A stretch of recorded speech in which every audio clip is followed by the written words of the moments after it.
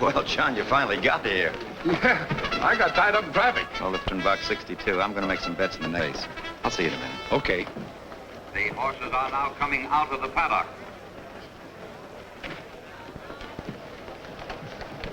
Hello, Grace. Sorry I'm late. Parking trouble and confusion. Where are the girls? Oh, they didn't come. Oh, I'd like you to know Harriet and Larry Crane, John Hewitt. Oh, Ralph's friends from Chicago. How do Mrs. you do, Crane. Mr. How do you do? How do you do, sir? Ralph was telling us this is your first visit to a racetrack. Yes, that's right. It's my first fling. Ralph will be back in a few minutes. He's our betting commissioner. Yes, I saw him. He told me where you were. I never saw so many people rushing and crowding. Opening day is always that way. Why didn't Diane and Nancy come along? Oh, their car practically fell apart this morning. Old age, I guess. They're trying to get it back on its feet by Monday. How old are your girls, Mr. Hewitt? Diane is 18 and Nancy's 17. Don't get John started on his daughters. He'll never stop. Yeah, Larry, bingo to win. That was yours. Oh, thanks, John. And here, dear, catwalk to show. And I'm playing the favorite, Rock on the nose. You've got $2 a bet, Harriet. I don't want it. I still like Danny's cutaway. That horse is never money. He's only in for the ride. I only wanted you to bet $2 for me. I'd be throwing money away. Horses are approaching. Is there any special reason why you like that horse, Mrs. Crane? It's the same initial as our daughter Dorothy. D.C. Danny's cutaway, Dorothy Crane. There ought to be a law, Hewitt. Look, if Danny's cutaway runs 1, 2, 3, or even 4th, I'll eat the horse. Well, you've eaten a good many horses. What horse are you betting on, John? Me? Bet on a horse? You think I'm crazy? The flag You mean you're just going to watch the races and not make a bet? Why, is there a law against that? They're all found running. Out of the gate, Spangler is in front. Kilt is second. The Dutchman is third. Bingo is fourth. Adlon is fifth. Danny's cutaway is sixth. Where's Catwalk? Roustabout and Catwalk. Roustabout got away Ready for home. Kilt is leading by 2 lengths. The Dutchman is second by a half a length. Bingo is third by a half a length. Bingo! Roustabout is fourth. Look at that horse move! Where's Danny's cutaway? Spangler is fifth. Danny's cutaway is sixth. Catwalk and Adlon. Here's Danny's cutaway is nowhere. Oh, shut up. In the stretch, Bingo is taking the lead. That's my bingo, Dutchman is baby! second. Roustabout is third. Kilt is Come on, fourth. Catwalk! Danny's cutaway is fifth. Come on, Catwalk, Jimmy's cutaway. Spangler, I and mean Adlon. Danny's. And now they're driving home. They're all along. It's the driving finish. I think I got it. I was right up there. Who's that horse on the rail? Who won it? They all look alike to me. Number 7. Danny's cutaway? I knew it. I knew it. And I was third. Why, that horse will pay over $30. I don't get it. Railbird Riley didn't give that horse a chance. Neither did Easy Money Matthews. He always does that to me. All right, I'll give you the $30. No, I'd rather have you eat the horse. Well, John, you've seen your first horse race. What do you think of it? Well, it seems to me they're only trying to prove that one horse can run faster than another. Everybody knows that. Come on, I have to place a bet on the next race. Hello, John. Hi, George. Oh, I want you to meet Ralph Shepard. This is my brother-in-law, George, Ralph. How do you do? How do you do? Your brother-in-law? John was married to my sister who died 8 years ago. I don't know what that makes him now, but we still call each other brother-in-law. Well, won't you join us? We have an extra seat in our box. Thanks, no, I can't. Some people are waiting for me.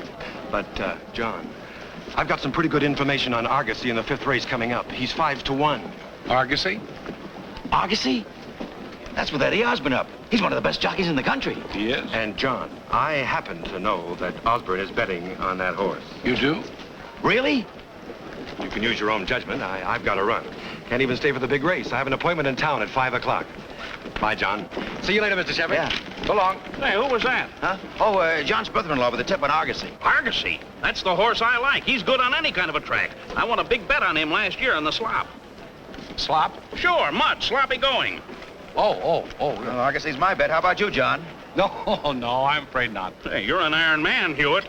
Sitting through 3 races and not making a bet. Why, John, you gotta bet a few dollars when you get a hot tip like that. I do? Yeah. Well, certainly.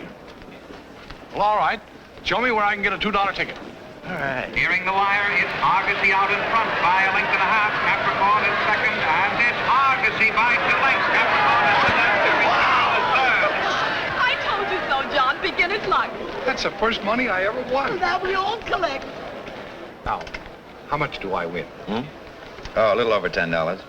I'll collect close to 200. 200? Yeah. He repeated that race at Bowie. Took the lead and wasn't headed. Why? How do you know that? Well, there it is.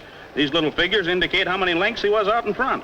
Well, what do those little figures mean? Those are the jockey's weights and those are the post positions. What does that HY mean? That's heavy. MY is mud and SL is slow. Very interesting. Say, I have an idea. After the races, let's all have dinner here with me. Don't count on me, Ralph. Dee and Nancy will be waiting for me. Oh, John, you're like an old lady with those girls. They've outgrown their pigtails. They're young ladies now. Oh, Ralph is right. Come along, John. You can telephone the girls later. Yeah, come on, John. Huh? Well, all right. Oh. No, I'm going to follow Osborne in the big race. He's riding a horse called Bandy Boy. Hey, Bandy Boy can win. He's good for about 20-1. Osborne brings in those long shots. 20-1? Sure, you can bet your winnings. After all, you can't lose anything. Maybe I will. That $200 could be a down payment on a car for the girls. Come on, John. I'll show you where to cash your ticket. Oh, all right.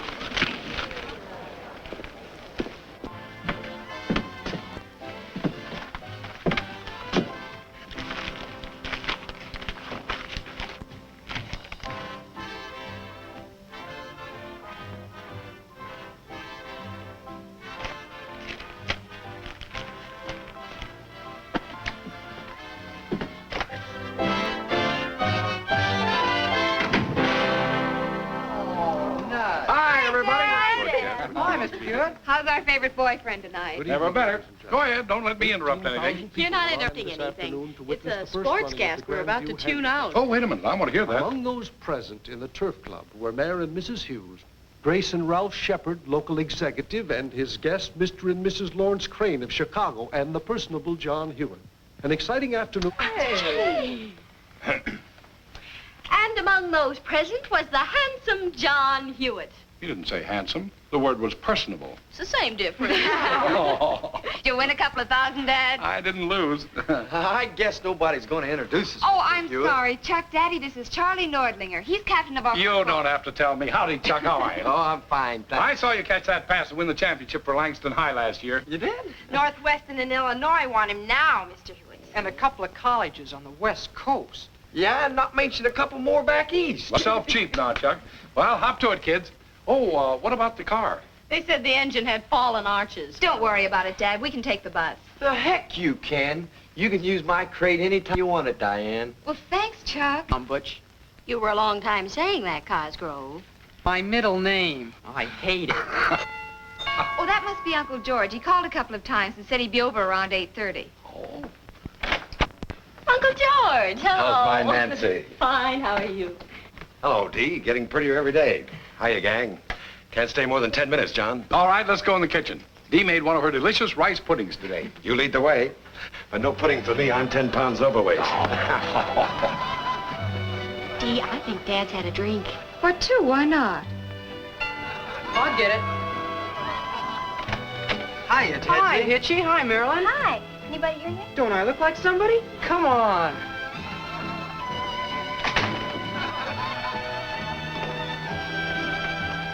So you won $190 on my tip. $190.60. How long has this been going on, George? Nice feeling, isn't it? Wonderful. Add a glass or two of champagne and it's super wonderful. Osborne's a good jockey to follow. Oh, that money I won's going to come in mighty handy. The girl's car broke down, and I thought I'd look around and see what I could pick up the 47, 48 model for. For $190? Well, that'll be the down payment. Why don't you let them fix up their car? No, it's on its last legs. It was 9 years old when I got it for him 3 years ago. John, how do you manage as well as you do on a salary of $6,000 a year? Huh? Taxes, 2 girls to clothe, life insurance, payments on the house, 2 cars. Haven't been able to save anything, have you? I have 4 $500 war bonds, $1,100 in cash, and a bright future ahead. You're a magician. You shouldn't have passed up this rice pudding, George. That's fattening. John, I'm leaving Monday night again to be gone for about a month. Yeah? This maritime insurance is taking me all over the map, but I'm getting great results. Too bad. I mean about your leaving. Well, you see, I figured that you'd be going out to the track week, and I thought if I wanted to place a small bet on my favorite jockey that maybe you'd place it for me. There? Huh? I'll give you the name of a bookmaker. Bookmaker? One of the best, Ben Kruger. He books all the tracks. I'll call him Monday morning and okay you. Yeah, but those places are apt to be raided, aren't they? Gee, I wouldn't want my name found lying around. Use your initials. It's done every day. I'll okay you as JH. We'd like a word with you, Uncle George. Oh, no, not tonight, girls. I really have to go. Grandma Irwin just came in and she's ready for a square dance. Oh, them golden slippers. I was crazy to come to this house on Saturday night. Oh, come on.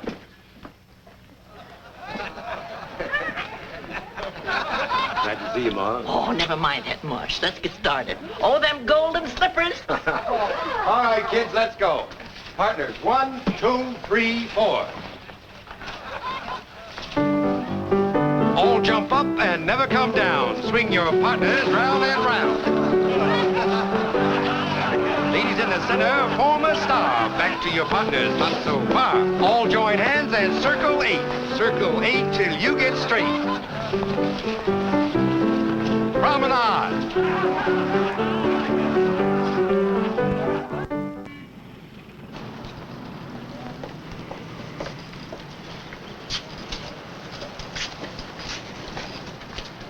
Morning, Miss Davis. Good morning, Mr. Hewitt. Lovely morning, isn't it? Morning. Hi, Ray. Morning, Joe. Hello, what?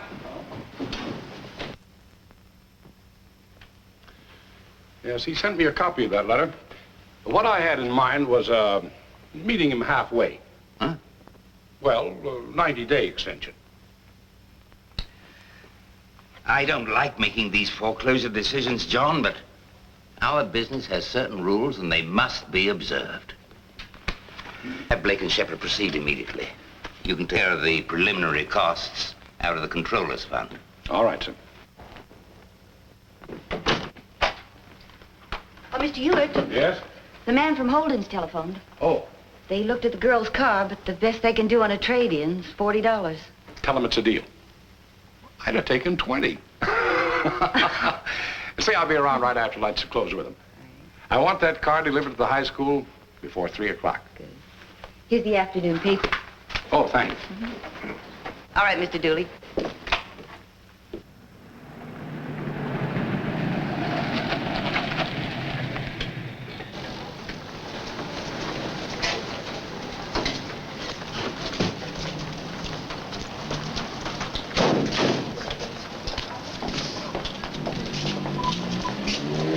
Simply gorgeous. Oh, it's positively dreamy. Come on.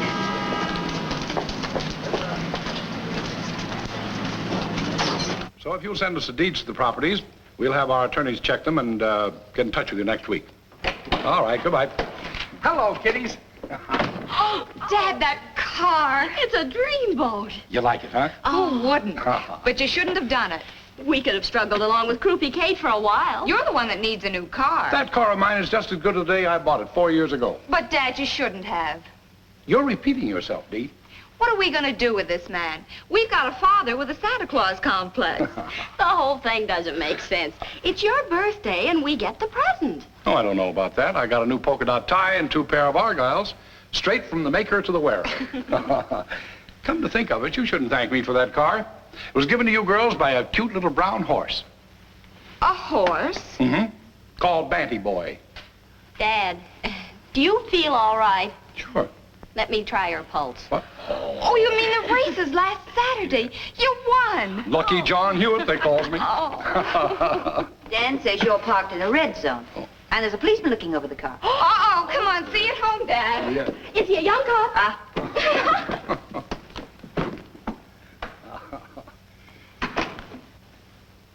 Yes, Mr. Hewitt? Find out from Danny how they make out. Yes, sir. Oh, and get me, Royal 6... never mind, I'll use the private line.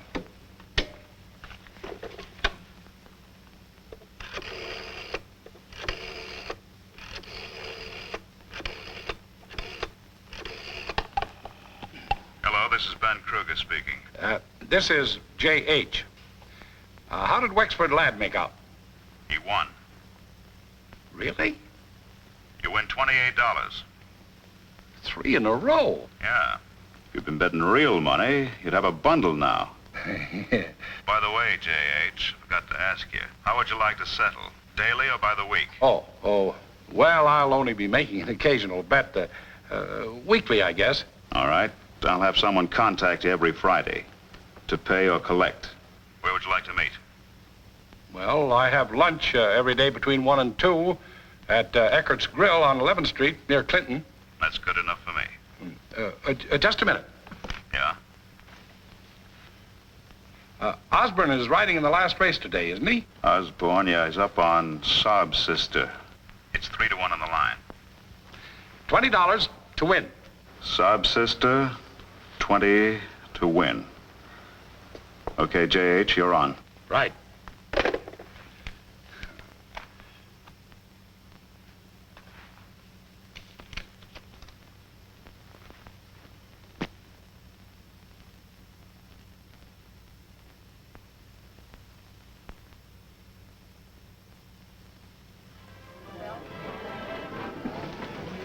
Hello, J.H. You are Mr. Hewitt. Oh, yes. I'm Mary Slate. Mr. Kruger sent me. May I? I'm sorry. Thank you. Don't tell me you've forgotten we had an appointment. Oh, no. But, I wasn't expecting a girl. Any objections?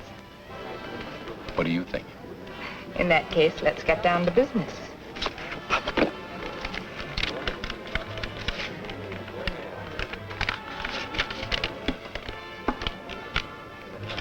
$451.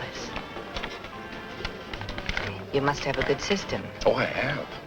I just shut my eyes and pointed Osborne. Following a jockey, eh? It's been done before, but not always so successfully.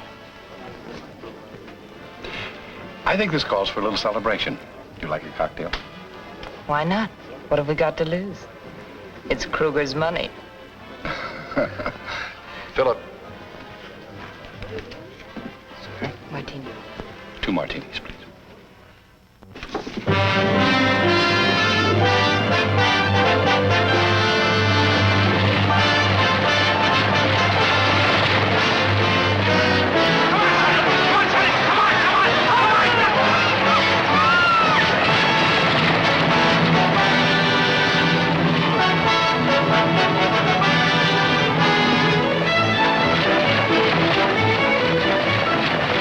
I'd like to cash a $500 war bond, please.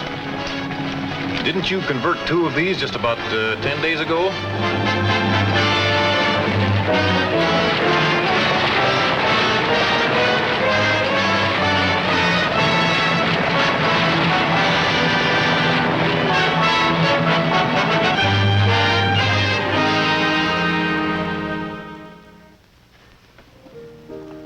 Teddy isn't here in 5 minutes. We'll go without him. You know you wouldn't. Oh, wait and see. We got time. The picture doesn't start until 8:10. I like to listen to Dee play and, well, look at her. Oh, What's the matter? you're so corny. Well, look, I don't say things to please you.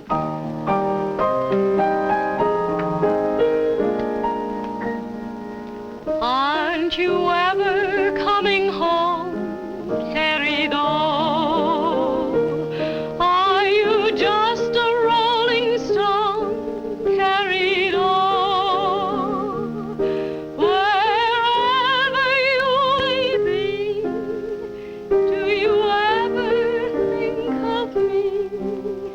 Waiting here just for you, querido.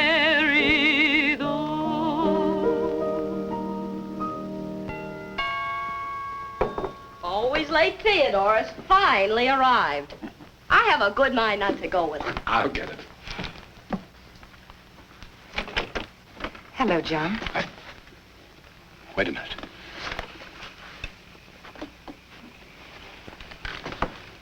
I just happened to be driving by. You shouldn't have come here. But I had to.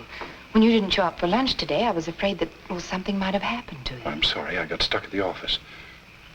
I suppose I should have telephoned Mr. Kruger. That would have been smarter, especially since you owe him $600. Oh, don't worry. I'll pay him. Do you think you could get Kruger to carry me for another week? Your credit's good. Only you can't place any bets until you settle up. He's very strict about that. He would be. All right. See what I can do tomorrow. You'll manage. Should we have lunch? No, I'll be tied up. How about tomorrow night?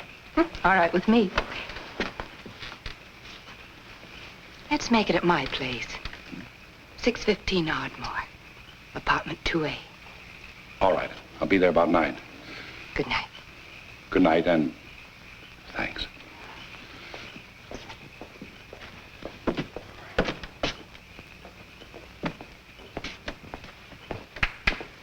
Hello, Chester. How do you do, Mr. Hewitt? Is Dee home? Sure. Come on in.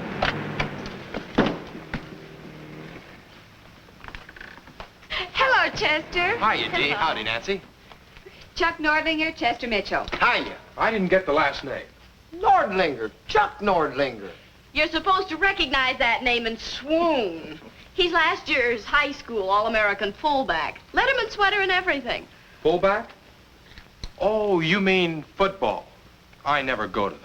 Chester's been away. He's studying dentistry. Yeah, but imagine anybody not liking football. You know, I didn't get this football letter for nothing, you know. I ran a 100-yard dash, and I got it for hockey, and I got it for basketball. Here. Yeah, but hey, what are you doing? Unusual bicuspids. Unusual bicuspiders? Now, please, after all. Chester, you remember my grandmother, don't you? Hello, Chester. Oh, sure. How are you, Mrs. Irwin? I thank you. Mr. Hewitt, I just dropped in to see if Dee would like to go to a picture with me. We were just going to one. Yeah, and we got a rush. Where's Teddy, Nancy? I don't know, but we're not going to wait another minute. Well, Chester can go with you, can't he, Dee? Why not? You don't mind, do you, Chuck?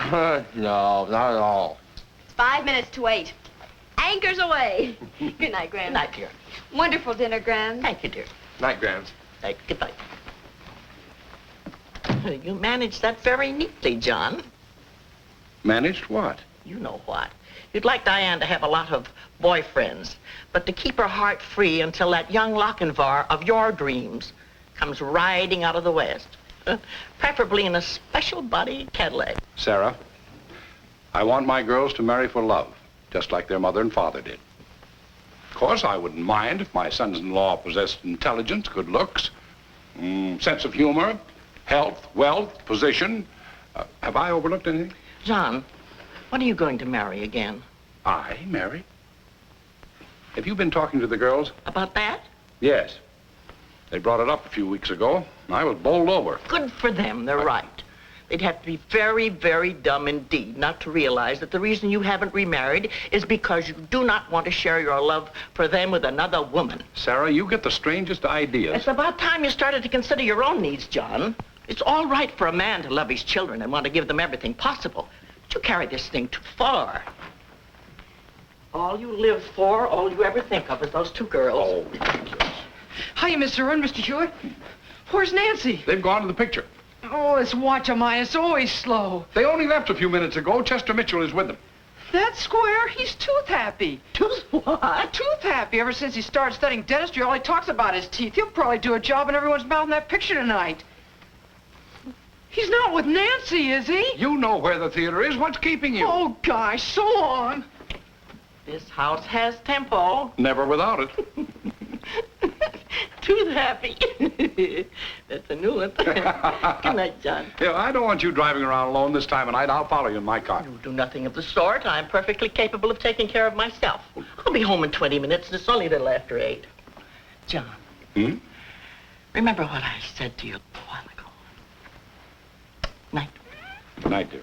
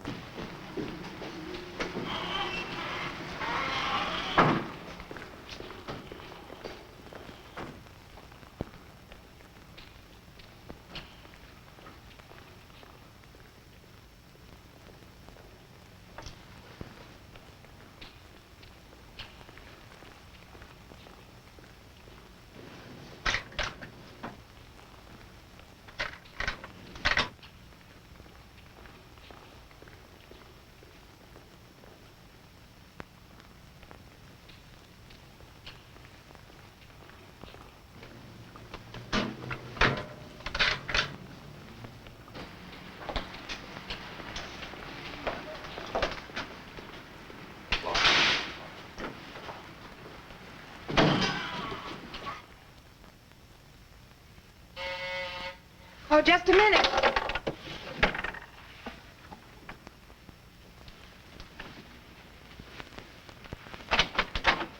Well, so you finally made it. I was beginning to worry again. You or Kruger? I thought you knew me better than that. Oh, lately I don't seem to know anything. Least of all myself. You do look awfully low tonight. What do you expect? I haven't had a winning day in weeks. I know. I used to look forward to our Friday lunch dates. They were fun.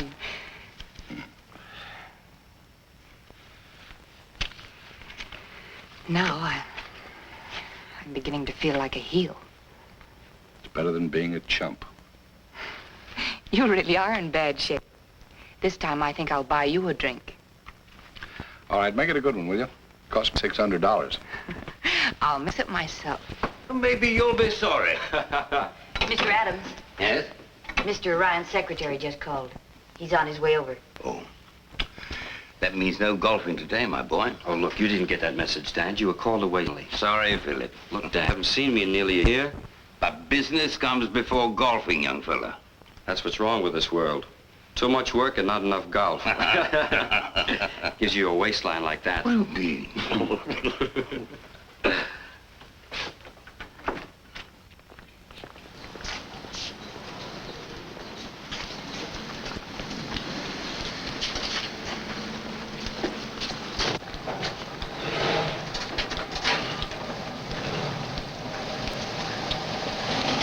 Look out! Oh, I'm sorry.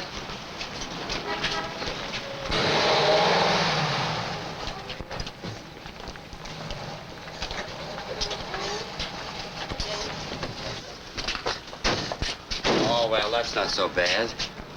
Why, Diane Hewitt. Philip, why, I thought you were still at Princeton. I graduated this week. Well, what do you know? Well, the last time I saw you, you were wearing pigtails and you had braces in your teeth. Well, you weren't so much yourself 4 years ago, but you're a better driver. Let's argue about that over lunch. Now, hold on. My sister's half owner of this car, and she's going to want to know who smashed that fender. I'll take her to lunch next week. Now, wait a minute. I don't like being swept off my feet. Now, look, I had enough trouble with my father. But don't you turn me down, too. Tell me a little more about him. He's good-looking, attractive. He has a wonderful smile. And he's slightly mad. Oh, he sounds terrific. There he is now. I've got to see him. Well, Nancy, wait for me. Well, hurry up. Okay, come on. You're Grams. I've heard all about you. I guess I'll be hearing a lot more about you. Yes, and you'll be seeing a lot more of me, too. Oh, here are the girls now. Nancy, this is Mr. Adams.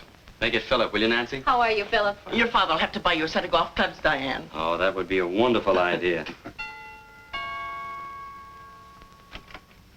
Hello. Hello, Chuck. I just thought I'd drop by to see if Dee would like to go to an early show with me. Dee! Oh. Well, you going out tonight? Yes, Chuck. Mr. Adams, this is Charlie Nordlinger. How are you? Oh, I'm great. Well, I'll be seeing you, and good night, and Dick, and, well, good night. He's our local football hero. Yeah, he just threw that front door for a 5-yard loss. Well, good night, Gran. Goodbye, dear. Have fun. Thank you. Good night, Dad. I won't be late. All right, dear. Good night, Philip. Good night. Good night, Phil. You mind if I walk out to the car with you? Why, of course not. Come on, Nancy. Well, there's your young Lochinvar with special Cadillac body and all. John, stop worrying about Dee taking that job. From the looks of things, she's not going to need it. I wasn't thinking about the job. What were you thinking about, John? The girls. The future.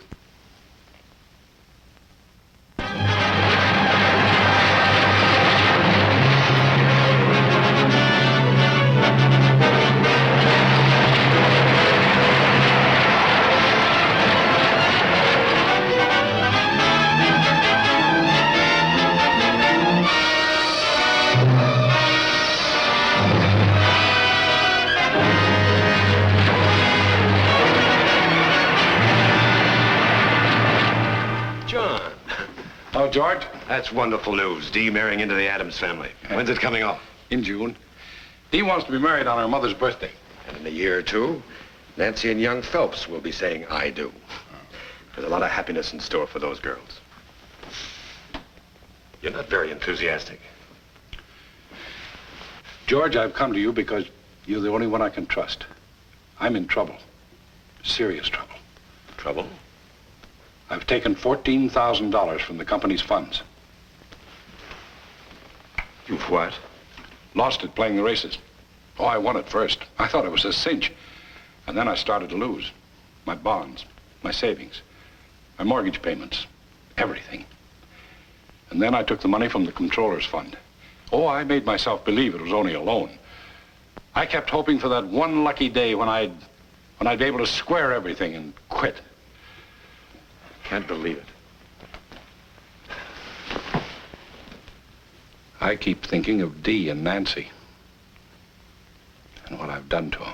You haven't done anything except try to give them the world on a silver platter. Of course, I could borrow a few $1,000s on my insurance and the house, but then the bank would want to know why I didn't get it from my own company. Would be a bad move. I've got about $3,000 in cash. Stock's worth about $4,000 more. When's the next audit of the books? Oh, not for about 3 months. Everything's going to be all right, John. I'm leaving town again for about 6 weeks, taking over the Honolulu territory. I'll be stopping at the Royal Hawaiian. When I get back, I collect $10,000 in bonuses for this year's sales. So, start smiling. I can't tell you how much I appreciate this, George. Of course, it's going to be quite a few years before I can pay it back. Forget it. Done a fine job with those girls. It's about time their uncle started to pitch in and help you. Uh-huh. Of course, John, you're through with the horses. Forever. I could stand a drink. So could you.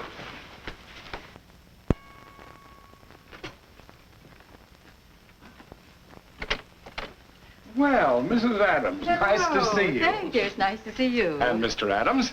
I hope we haven't disturbed you. Not at all. Come in. Thank you.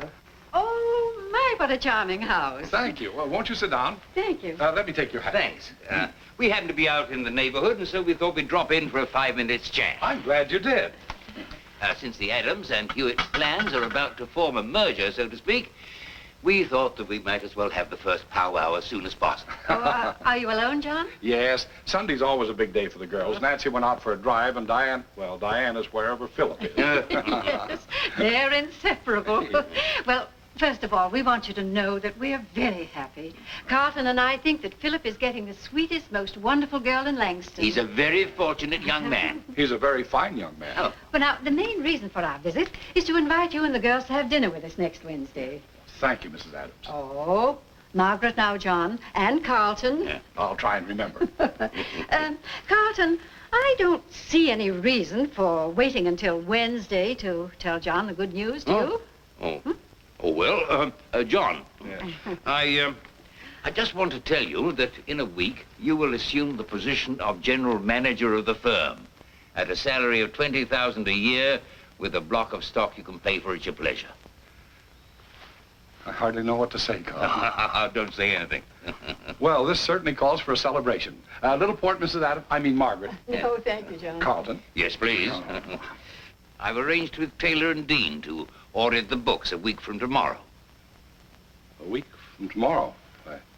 That's the 5th. Yes, that's right. Yet when they're through, Harvey Young will take your place and you'll move into the new offices. Well, here's to you, John. Yeah. Say, this is good. Margaret, you're missing something. Carlton, it'll take me at least 10 days to get things in shape for Harvey, and with a holiday coming this week, couldn't we have the audit, say, on the 18th? No, John. No, I've made all the arrangements. Well, we must be going. Come along, Margaret. Do you know that I have a dress with a big bustle just like that photograph that belonged to my grandmother? Isn't it wonderful we don't wear those things? Oh, you say so. Oh, dear. Well, we'll see you Wednesday night. Bye. Goodbye, John. Goodbye.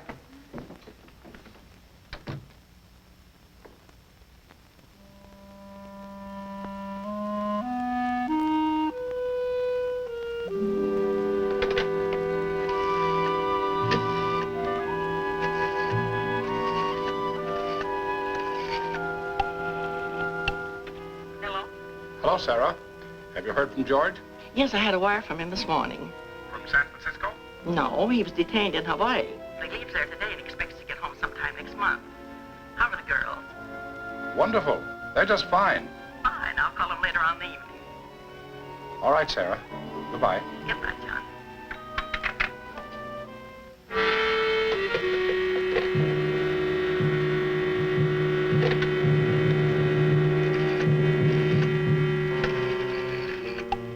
Long distance. I'd like to place a call to Honolulu.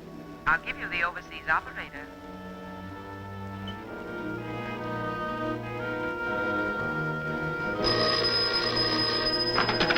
Hello? Mr. Hewitt? Yes. On your call to George Irwin, Royal Hawaiian Hotel, Honolulu. Mr. Irwin sailed for San Francisco today. Hello? Did you hear me? Yes.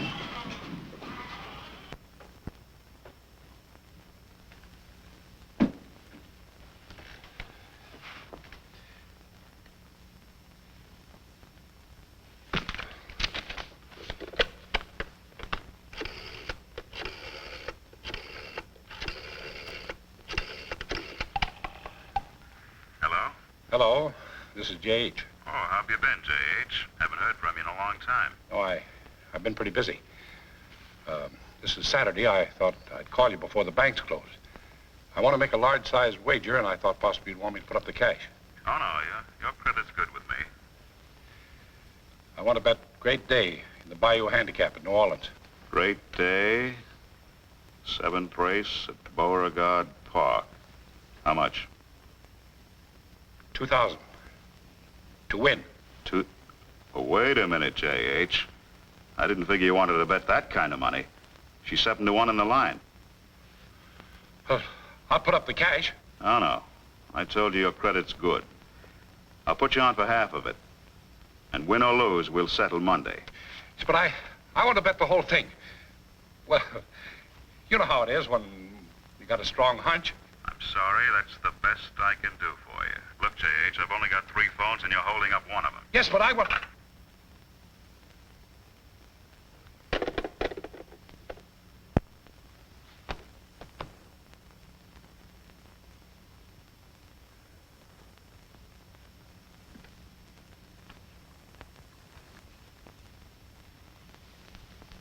Osmond. 7-1.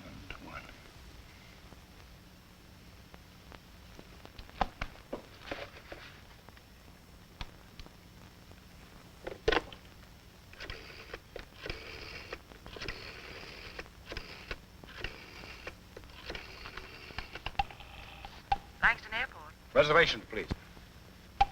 United Airlines. What's the next plane out to New Orleans? The 12:50 arriving in New Orleans at 4:10 this afternoon. Can I get a seat on that plane? We have 2 cancellations. We'll hold a ticket for you, but you must pick it up by 12:20 this afternoon. All right, I'll be there. The name is Ramsey. John Ramsey. Very well, Mr. Ramsey. Ask for Miss Hall. Oh, Miss Hall, I have to get back to Langston tonight. Is there a plane out of New Orleans this evening? Yes, at 6 o'clock, arriving here at 9:40. Shall I reserve a seat for you? Yes, please. Fine. I'll have everything ready when you get here. Thank you very much.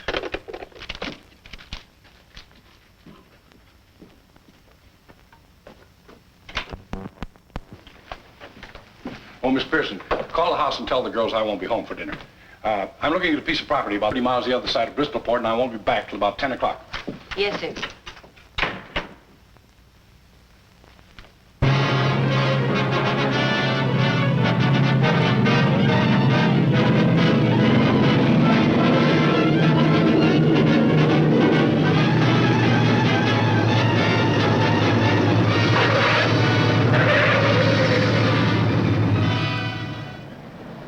Can't you go any faster? Bayou Handicap goes in half an hour. Sorry, mister, we're crowding the limit already. But I flew all the way from Langston for this race. I can't afford to miss it now. Look, this ain't no jet job. I told you I'd get you there in time, and I will, so relax. How much further is it? We'll be there in a minute. Last fare I had was in this much of a hurry. Had twins in the back seat 10 minutes later.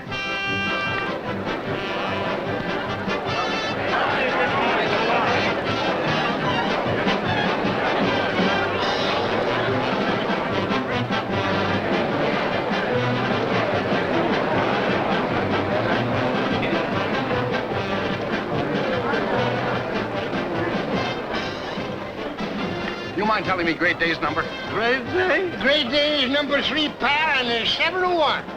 We got our last $4 on Kelly's boy.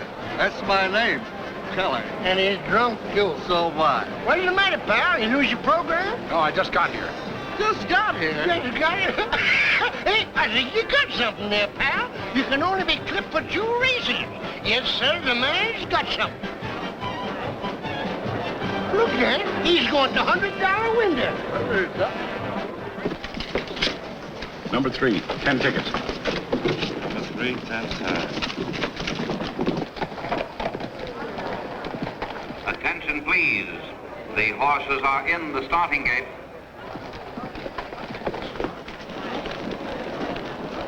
You got to keep that eye open, folks. Keep your eye open. Hey, who's that black horse acting up? It's number 3. Great Day. Looks like he's full of run. Keep that eye open, folks.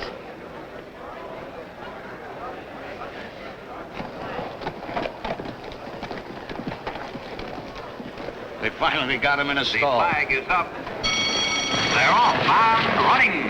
At the start, it's Conservation breaking on top. Suntan is second. Kelly's Boy is third. Top Brass is fourth. Chesty is fifth. Great Day is sixth. Winslow, Best Man, and Good Grief. It's Conservation leading the field by 2 lengths. Suntan is second by a neck. Kelly's Boy is third by a half. Chesty is fourth by a neck. Top Brass is fifth by 1 length. Great Day is sixth by a half a length. Good Grief, Winslow, and Best Man. Around the clubhouse turn, it's Conservation by a half a length. Suntan is second by a length. Top Brass is third by a neck. Kelly's Boy is fourth by a length. Chesty is fifth by a half a length. Great Day is next by a neck. Best Man, Good Grief, and Winslow. Into the backstretch, it's Conservation by a half a length. Suntan is second by 2.5 lengths. Top Brass is third by 1. Kelly's Boy is fourth by a half. Chesty is fifth by a neck. Great Day is sixth by 1 length. Best Man, Good Grief, and Winslow. Around the far turn, it's Conservation by a length. Top Brass is second by 2. Suntan is third by a neck. Kelly's Boy is fourth by a half a length. Chesty is fifth by a half. Great Day is sixth by a neck. Best Man, Good Grief, and Winslow. Looks like that Great Day's caught in a pocket. Yeah, he isn't going to get anywhere. He should have made his move on the far turn. Into the stretch, Conservation now leading by 2 lengths.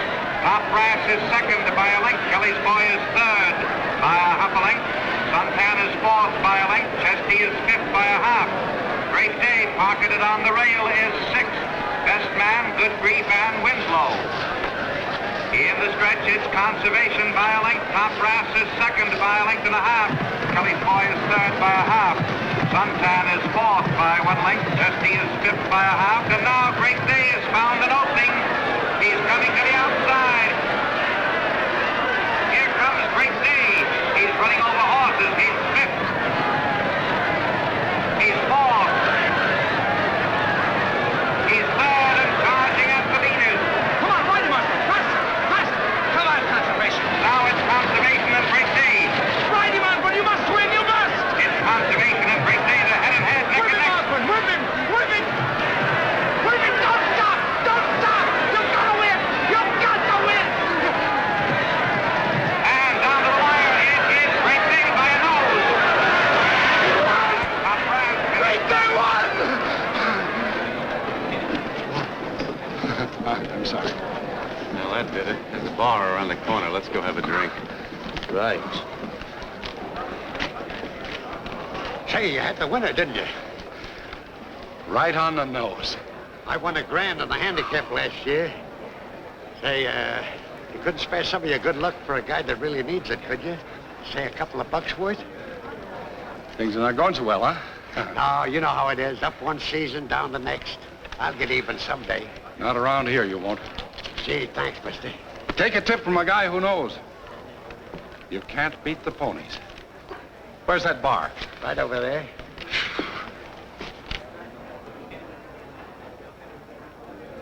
Scotch straight, please. Never mind the change. Thanks. You must have had the winner. I did. That Osborne's a riding fool. Best jockey in the country today. Well, hiya, fella. You had the winner, didn't you? Yeah, we brought you luck. How about a little drink? Sure. See what the gentleman will have. Bourbon for me.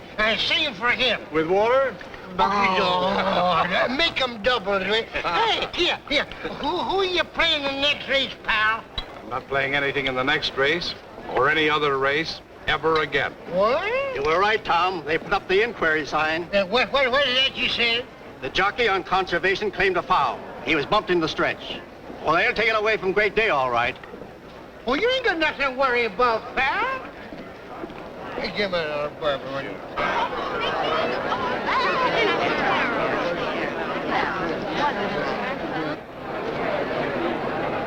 Your attention, please.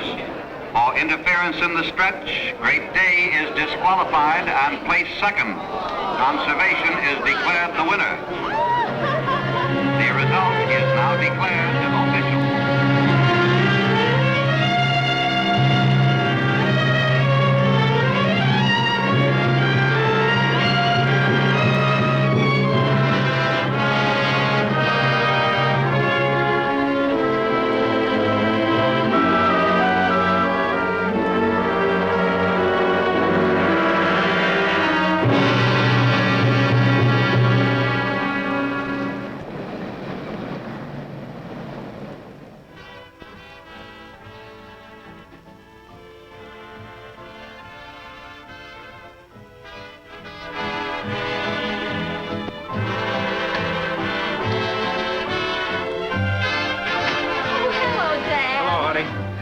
Hewitt. How are you? Hello, Teddy.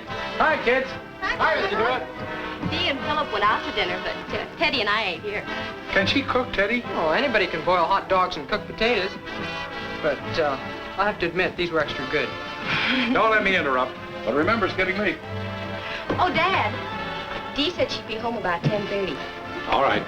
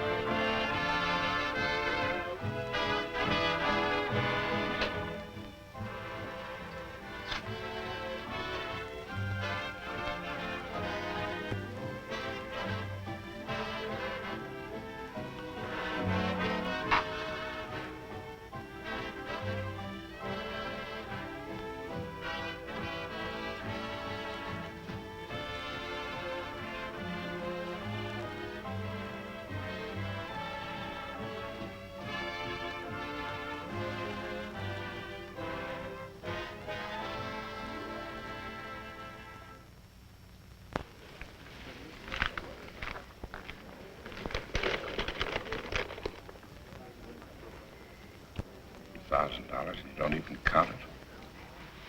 I'm sorry, John. I've never seen such awful luck. Well, there's one consolation. Can't get any worse.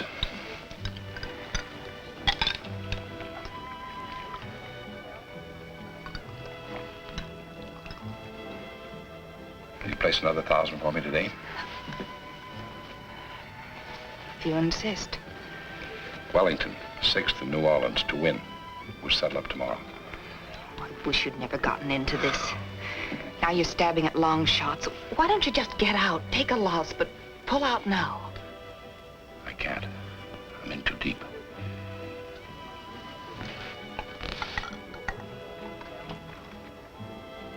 What if I could help pull you out? Maybe even get you a little ahead in one afternoon. Would you promise to quit then? You know I would. Miracles don't happen anymore. I'm not talking about miracles. You never play information horses, do you? You mean tips? I mean information. There are some guys who never lose. They keep away from the track. Sometimes they only make a couple of bets a month, but they always collect. My brother Rick took over $100,000 from the book last year. But your brother Rick keeps his information to himself? I don't know. He might loosen up for a friend of mine. A very special friend. Do you want me to talk to him? Would you?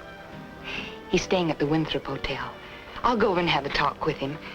Meet you in the lobby at 5? All right, I'll be there. What about that 1,000 at New Orleans? Oh, forget it. If Rick cuts you in, $1,000 will look like chicken feed from now on. And if he doesn't? You forget, darling. You're my very special friend.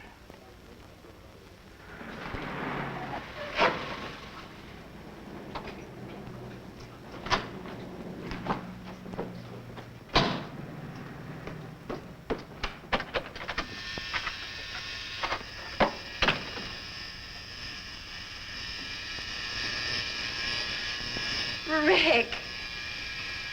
Hiya, babe. Well, make yourself at home. No, thanks. I can only stay a couple of months. How do you like me without the mustache? Oh, I'd like you anyway. Oh, darling, I've missed you so much. Hasn't been easy for me either. I came as soon as I got your wire. I knew you would. And after this setup, honey, we can stick together for good.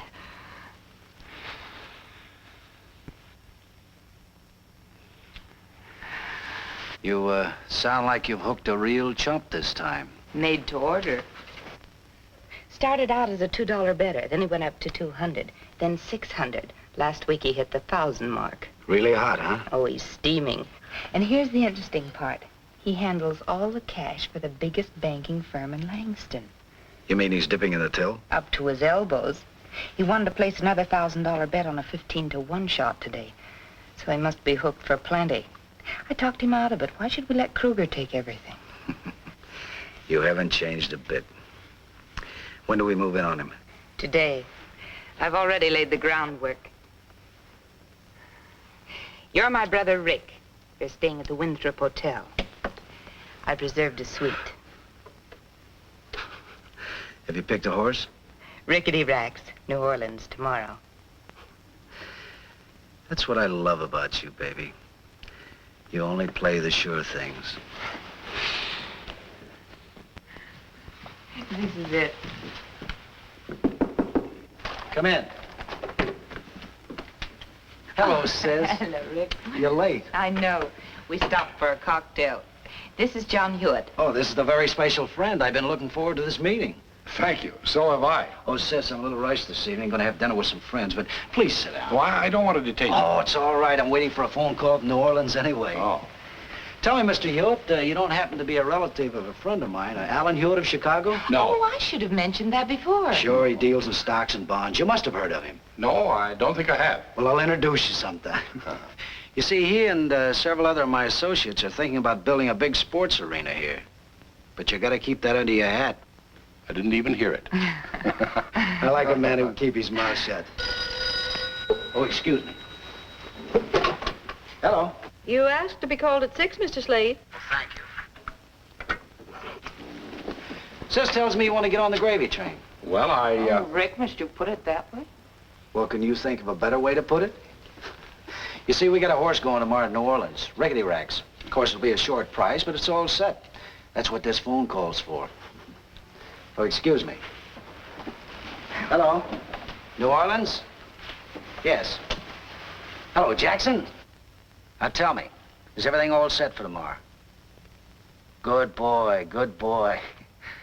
Yeah, now look, you and Mac bet $100,000 with the Eastern bookies. I'll distribute the same amount between Chicago and the West Coast. Yeah. Now tell me, what's the price? Even money. Sure. What suits me fine should be 1 to 5. All right, now look, don't forget this. Don't do anything tomorrow until 20 minutes before post time. Got it? Thanks, Al. Same to you. Goodbye. Well, that's how it's done, Mr. Hewitt. Cigarette? No, thanks. Well, I put you down for 20,000, but you've got to have the money here by 12:30 tomorrow. 20,000? Well, 10% of that goes to the jockeys. Well, sure, they got to live, too. Well, of course, if you feel you can't handle it, we'll forget it. Well, of course he can handle it. It'll mean so much to both of us.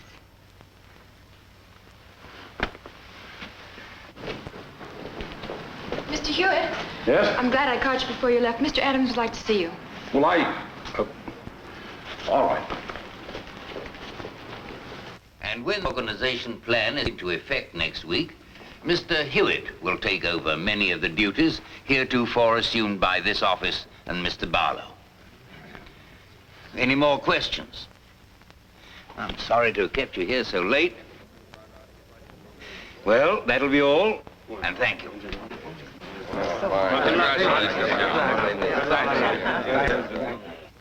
Rick? Who'd you expect, the crime commissioner? No, thank you. You look like $1 million. Make that 20,000. Did you get the money? Every dollar of it. The race should be just about over now. I'll try to get the results. Oh, here. Pack this in my suitcase and carry this in your coat pocket. You can sure pick your men, honey.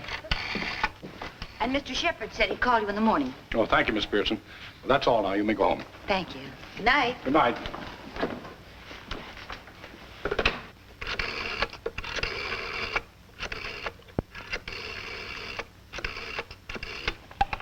Langston Chronicle. Sports, please. Sports, Carroll speaking. Do you mind giving me the result of the 6th race at New Orleans? The winner was Weep Softly. Purple Arrow was second, and McQuaid was third.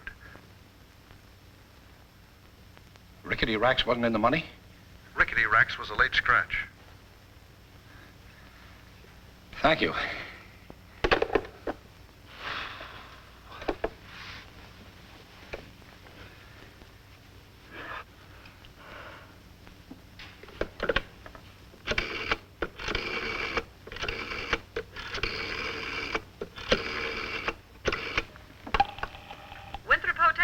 Mr. Slate, 816. Mr. Slate checked out this afternoon.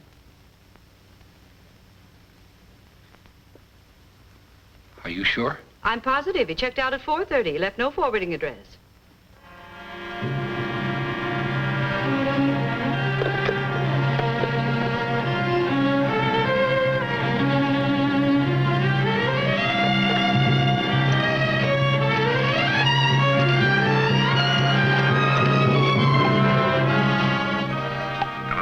Mary Slate there? No, she quit today. She's leaving town tonight or tomorrow. But she might be calling in for a message, though. Anything I can do for you? Never mind. I'll reach her.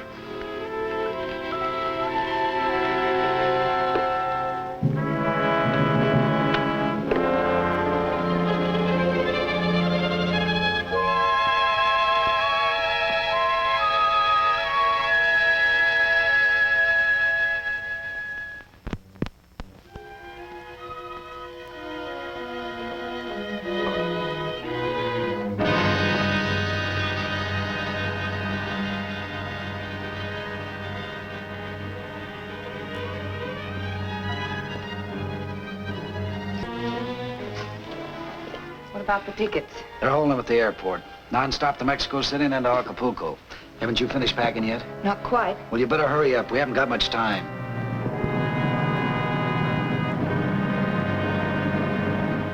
Well, that about does it. Okay, let's go. I'll be ready as soon as I get my fur.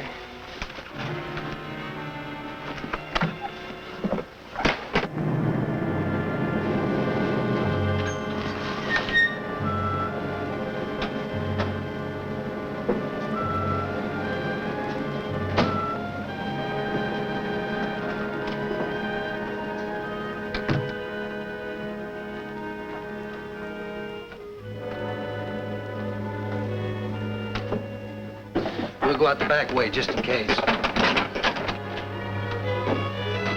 Going somewhere? John! Get back in that apartment. Sure, sure. Just take it easy with that gun.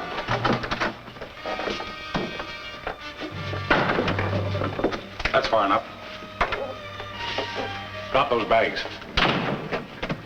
You have to keep that thing pointed at us? John, you're making a big mistake. Not anymore, I'm not. I want that $1,000 you took from me. All right, so you're smarter than I thought. You still better make a deal with us. I don't make crooked deals. Oh, no? I suppose that $20,000 was yours, just like the money you lost to Kruger. You're a bigger crook than either of us. Hand it over.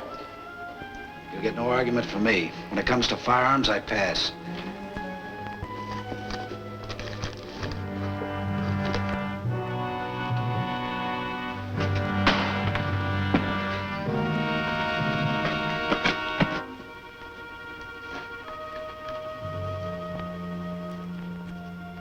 There's only 10,000 here. Where's the rest of it? In this bag on top of my clothes. Open it up.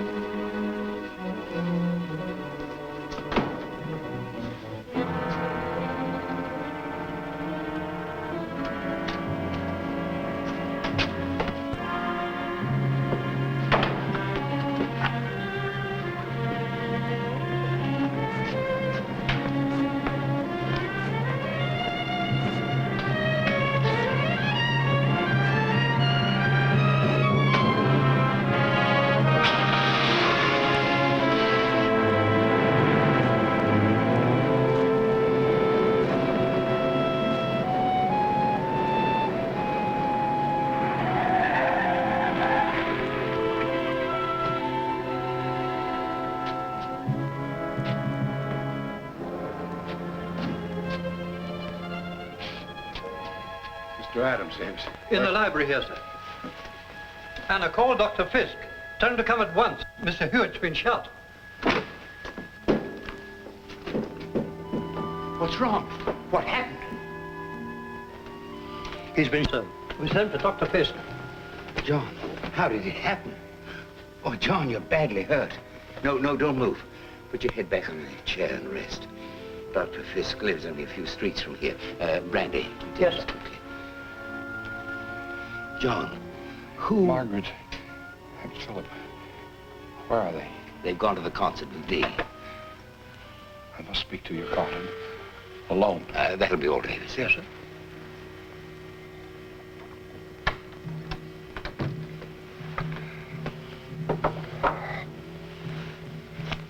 Yes, John. That's the firm's money, Carlton. $20,000. I took it from the vault to play the races. John, do you realize what you're saying? I must speak quickly, Carlton. Send the police to 510 Mapleton Drive. Man has been shot. Yes. I'm still $16,000 short. I tried too hard to win it back. I made up my mind I'd never play another race. I wasn't thinking of you alone, Carlton. I was thinking of my two girls. Of the unhappiness and disgrace I was bringing upon them. Please be kind to them. I know I don't deserve any pity or any mercy. But they do. My two girls do. They're not like me. They always took after their mother. She had strength and character. They're fine girls. If you can only find it in your heart to spare them.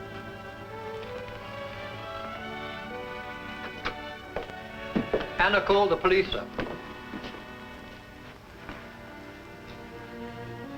I'll phone for an ambulance. This way. Was he able to talk? Where'd that money come from? This man is John Hewitt, the comptroller of my firm. Tonight I needed $20,000 in cash to put through a very important deal.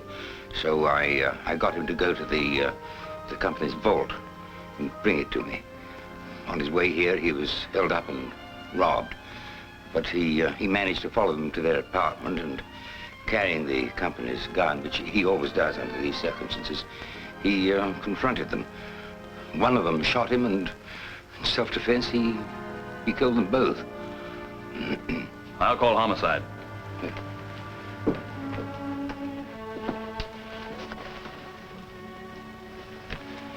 John, this'll be our secret. No one else will ever know. Thank you, Carlton. It made me very, very happy.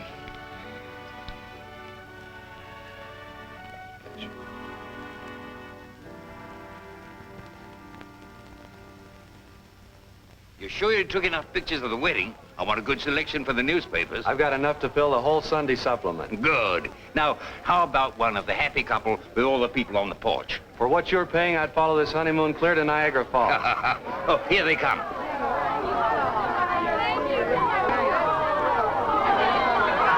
Hold it. Hold it, everybody. We're going to take a picture. Hold it.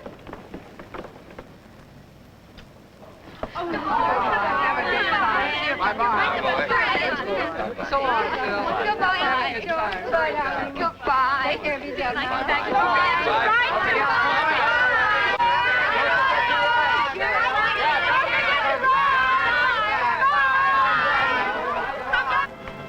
That Nancy's the cutest thing. You're sure you don't mind her coming to live with us? Oh, what would we do without her? You know what Grams always says? John Hewitt's daughters go together like cornflowers and summer rain.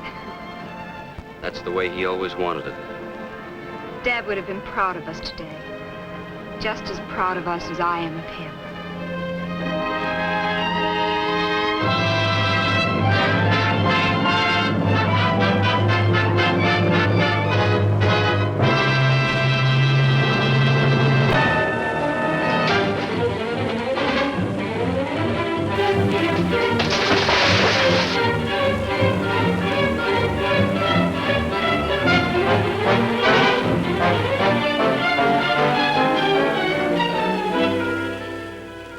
rob or kill someone.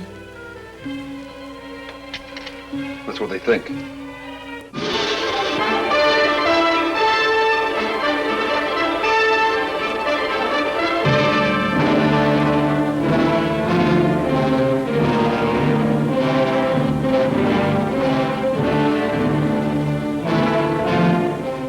Nice time. I must have been out of my mind to go with you. Didn't we have a nice time? Yes, I thought perhaps I was wrong about you, but now I see you as you really are. You're everything bad. Yes, he was bad. Wild, untamed. She knew it. She saw it and felt it in everything he did. Yet she fell in love. Loved him as she had no other man. It didn't matter that he was hunted, feared, branded. Only her arms could tame the fury of his fists. Only his kisses could calm the terror in her heart. Oh, I love you, Jane. You don't know how much I love you. Oh, I do. Loved you for a long time without knowing it.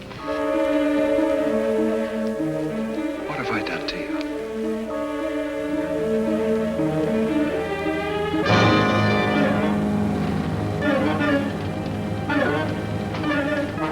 I killed him.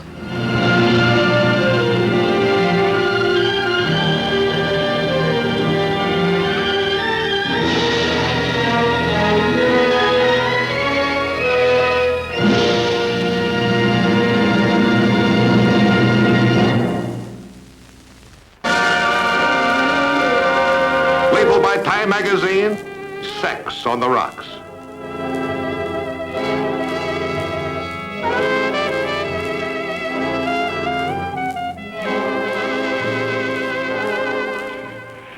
Have you been, honey? She's a man-crazy blonde. He's a detective hunting a murderer. Together they take you from high society to the lowest dives in the female jungle. Kathleen Crowley, a girl hungry for too many things. Lawrence Tierney, in his toughest role since Dillinger. John Carradine, suave, sinister, menacing. And Bert Kaiser, a man victimized by the female jungle. Fire in your lips, and you can be tender when you want to.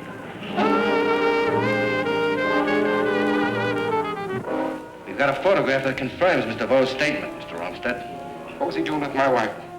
That's what I want to know. Your time talking to him like that. You quit bullying me. This man no woman knows, and only a foolish woman challenges.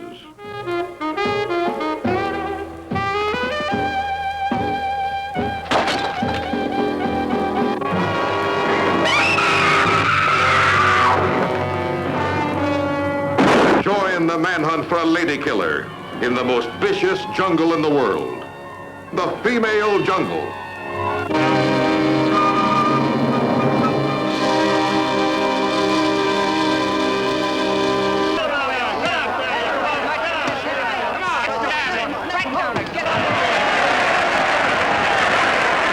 Dirty double-crosser. The Crooked Circle. A headline story as brutal as death, as romantic as youth. Starring John Smith, a fire with ambition. Pretty Face Spain, a fire with love. Steve Brody, a sports writer, scenting a scoop. And Don Kelly, who knows all the dangers in the Crooked Circle. You mean you want me to throw the fight? Well, either you want it or you don't. You said you needed $1,000. Well, I do, but I don't want to take a dive. Look, Tommy, this ain't for the heavyweight title. It's just a minor bout. Sam's expecting the kid to take a dive, and Ellis didn't tell the kid anything about it. That doesn't make much sense. What would be Ellis's reason? I don't know, but one thing's for sure. If Tommy wins, he's in a lot of trouble. Action as fast as the eye can follow.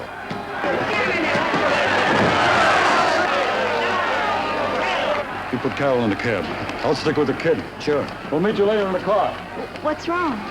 Nothing. Shall we go? Excitement as hard-hitting as the heart can take.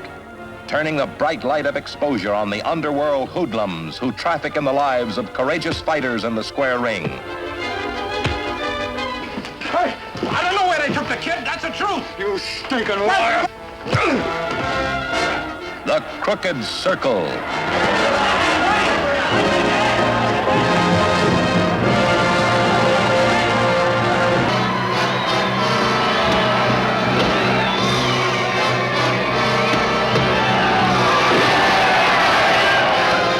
And the king of this particular jungle is the champ, magnificently played by Tony Curtis.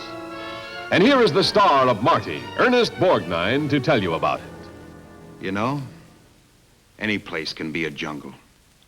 Somebody wants what somebody has. Somebody's got angles. Somebody gets vicious like an animal, and you've got a jungle. This story's not so much about prize fighting. It's about people and what life does to them. Eddie, I'm gonna level with you. I don't think you're right for Julie. Why?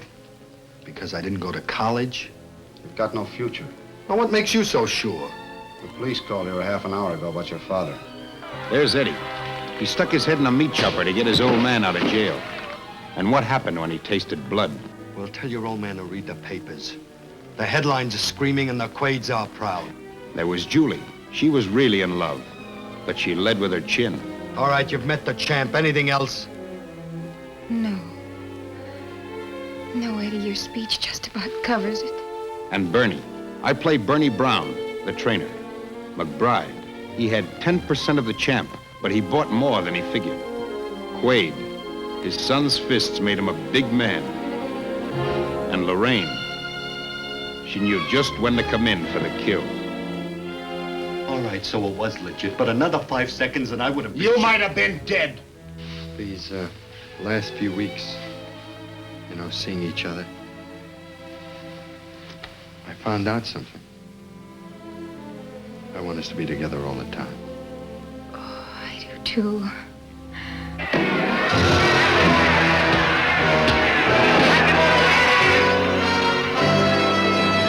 Call an ambulance.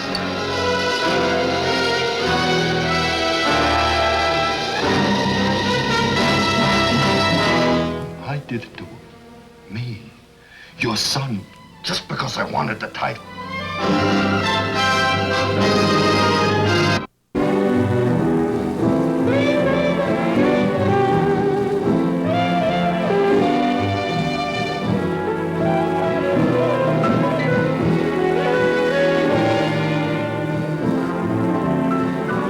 They were bad, all right. Bad for themselves, bad for me. I know, because I lived through every wild minute of it. If only I had known what I was letting myself in for. They were beautiful, those 3 Craig girls. Beautiful, rich, and spoiled.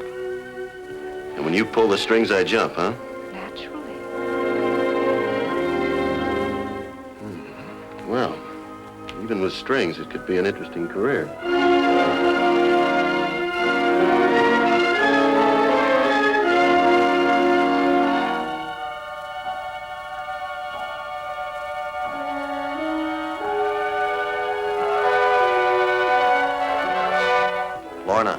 Brooding, beautiful, weak, full of strange fears.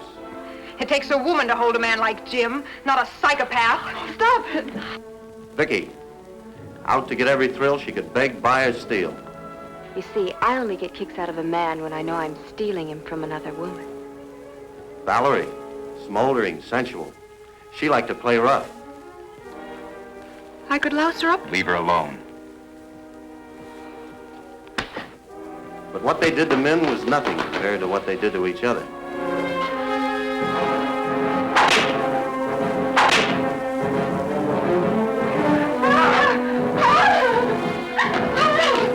Take a good look at yourself. You're through, finished. Doesn't give you much to live for.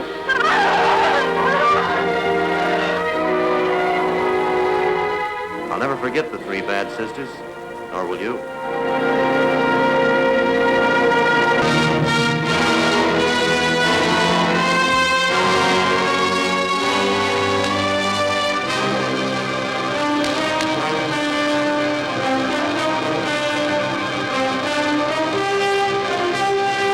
It starts high in the Hollywood Hills when a fortune in hot money is tossed into the wrong car.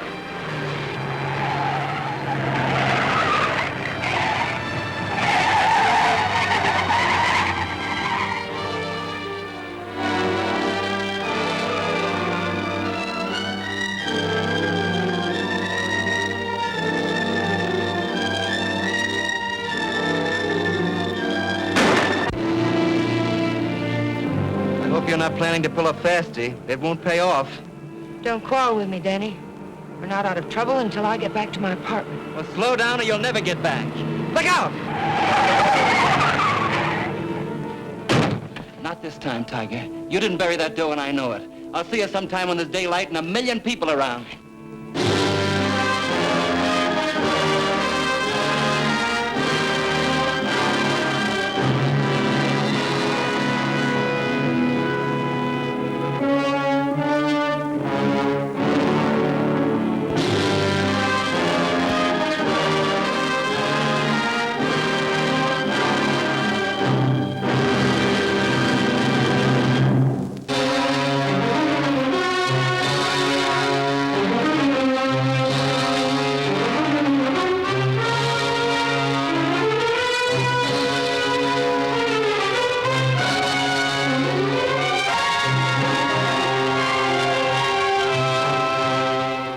When did you see Ben last?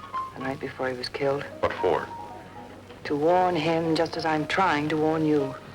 He used the law of brutal men. Either you win or end face down with a knife in your back. The sooner Scotland Yard gets this, the better. Mike! Counterintelligence reported a sinister plot, a master plan of espionage that threatened to turn the whole world into a bum. And their only hope rested with the girl everyone knew, yet no one trusted. You've done very well, Miss Boyd. You made every move just as we expected. I am your mind. What is the truth? The truth is what you tell me. You know everything. Only 27. Everything adds up to 27. He knows about the register. Here is powerful suspense, blazing across the screen with all the nerve-stretching excitement of a kill or be killed manhunt.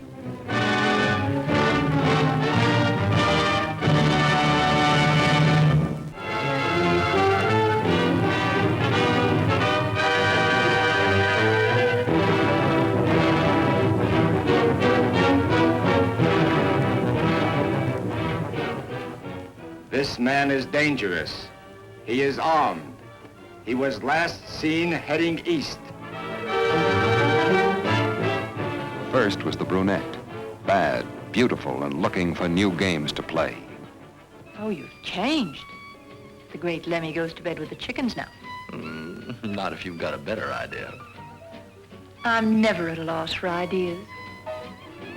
She dealt from a beautifully stacked deck and held all the aces. Thanks. I got one, too. You seem to be in pretty good shape. Thank you, Doctor. Better try and stay that way. I'll try. After that came the blonde in the hotel room. Warm curves and a cold eye, ready to break every rule. He was my friend, and I swore to get the man who killed him. But she brought along her own team, and they were tough. You guys finished playing Boy Scouts? Then there was Miranda, the bored billionaire's daughter. She had more money than she could count, and more men than were good for her. Oh, no. I don't even know your name. Mulligan. John S. Mulligan. Johnny for short. She was out for thrills, and she got 'em. Enough to last a lifetime.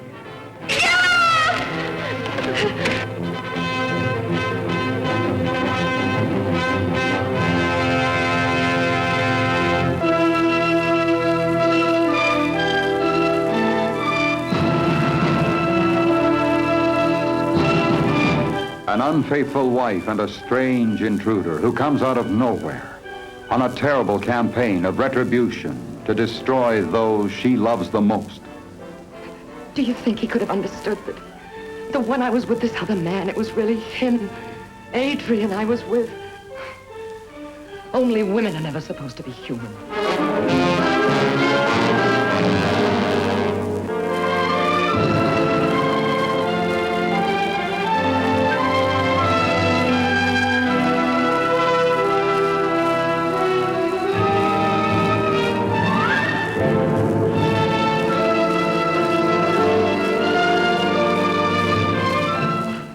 No, darling.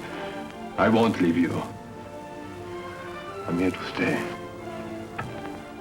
The pendulum of fate swings to start a cycle of terror as the strange intruder's vow of vengeance approaches the fearsome moment of violence.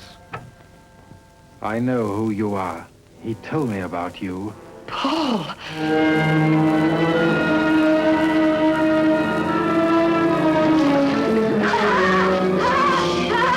Don't make so much noise, or someone will hear us. You can't hear anything outside. You can't. Huh, because the walls are too thick.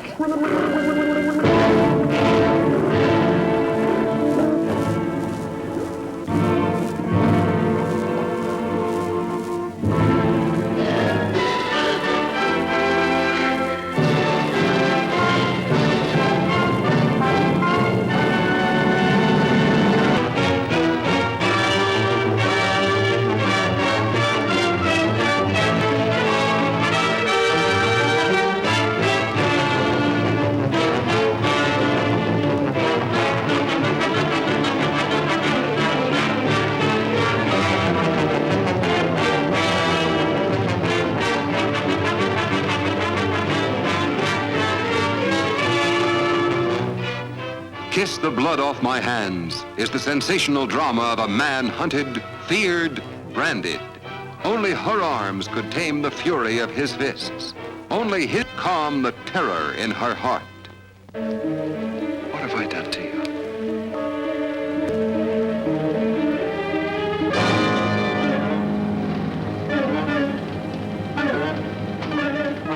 I killed him. Plus the thrills of Johnny Stool Pigeon, with a cop, a dame, and a killer joining forces to pack of the world's blackest racket. If there's a rumble, we do the time. And we got the fix. You got the fix in at the border? How else you think we're gonna get it over? Dig a tunnel? They'll get you, Johnny. Once you kill a federal cop, there's no place on earth small enough to hide you. Shut up.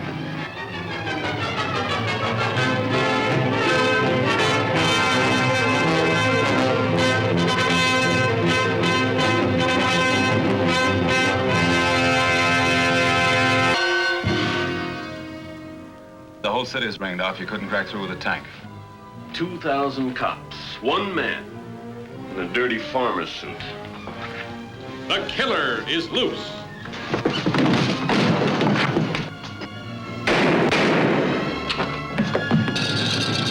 The killer is loose.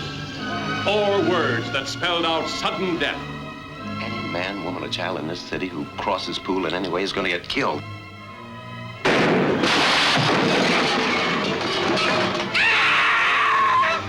A cry of fear coursing through a terror-stricken town, threatening every human being in sight, as the killer with infinite cunning and stealth tracks down the man who had him sent to jail and rubs out all who stand in his way. Mr. Poole wanted to know why, since you had killed his wife, your wife should be alive. He said if it was the last thing he ever did, he was going to bust out and kill Lila. He'll still take you if he can't reach her. But Sam, she's the #1 target. Lila, what kind of a husband do you want? I'm to let someone else lay his life on the line for me so I can play it safe? Laying your life on the line, that's what you're doing, isn't it? When has he helped me? When has he thought of me? Is he thinking of me now, playing pigeon for a crazy murderer when there isn't any need for it? Is he? Yes, he is. Because Sam is sitting in for you. The killer is loose, relentlessly stalking his victim, outwitting a whole army of police officers, making them powerless to prevent a terrible crime. If it is Poole, what's he waiting for? I tell you, Sam, he's not sure it's Lila. He's waiting for her to turn into your place so he'll be sure. We'd better move in. If you move in, he'll start shooting, and Lila first.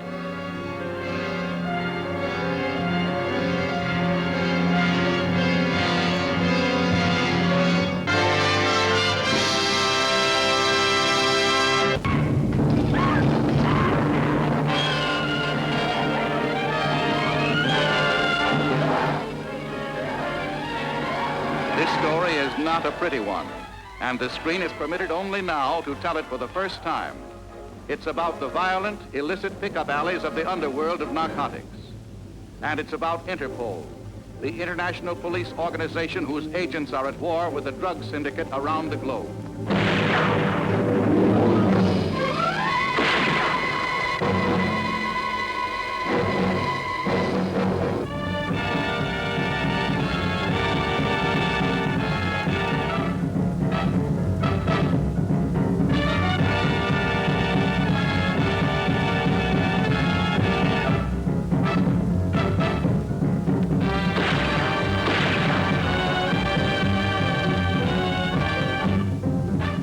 I stopped being fascinated by dope peddlers a long time ago.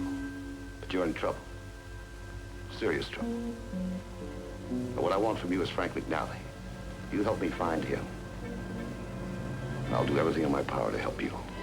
Starring Victor Mature, the Interpol agent who had a personal score to settle. Anita Ekberg as the world's most wanted woman, wanted by the police of every country and by every man who saw her.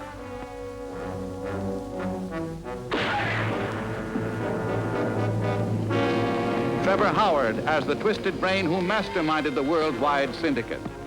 Things are moving rather fast for me just now. I'm going to need you. Find somebody else. And you're going to need me, Gina. Just leave me alone. Alone? Have you any idea what would happen to you if I left you alone?